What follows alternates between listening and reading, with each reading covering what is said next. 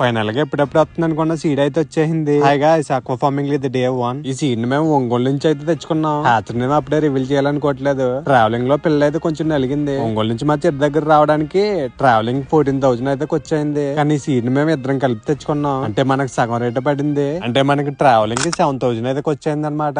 చూపించబోయే కల్చర్ ఎకరమే కాబట్టి 1,00,000 పిల్ల అయితే దాంట్లో సరిపోతుంది. ఒక పిల్ల వచ్చి 34 పైసలు అయితే పడింది. అంటే 1,00,000 పిల్లకి 34,000 అయితే వచ్చేయింది అనమాట. ఈ 1,00,000 పిల్లకి 50,000 బోనస్ అయితే ఇచ్చారు మనకి. ఇంట్లో 20 డేస్ తర్వాత మనం చూపించబోయే చెరువులోకి అయితే షిఫ్ట్ చేసుకుంటాం. ఈ 20 డేస్ దీంట్లో ఉంటుంది అనమాట. కాకుండా చెరువు దగ్గరకు వచ్చేవి ప్రతి రూపాయిని, అలాగే చెరువు దగ్గర ఏమేమి జరుగుతుందో ప్రతిదీ వీడియో తీసి అప్లోడ్ చేద్దాం అనుకుంటున్నాను. దానికి మీరేమంటారో ఖచ్చితంగా కామెంట్ చేయండి. వీడియో ఆల్రెడీ మా దగ్గర ఉన్న ఫీడ్ అయితే ఫీడ్ ఇచ్చేహం. ఈ రోజు టోటల్ డే 1 ఇన్వెస్ట్మెంట్ వచ్చి 41,000 అయితే అయింది. ఫీడ్ కాస్ట్ గురించి, ఫీడ్ ఎలా ఇవ్వాలన్న దాని గురించి డేట్ వీడియోలో అయితే కలుసుకుందాం.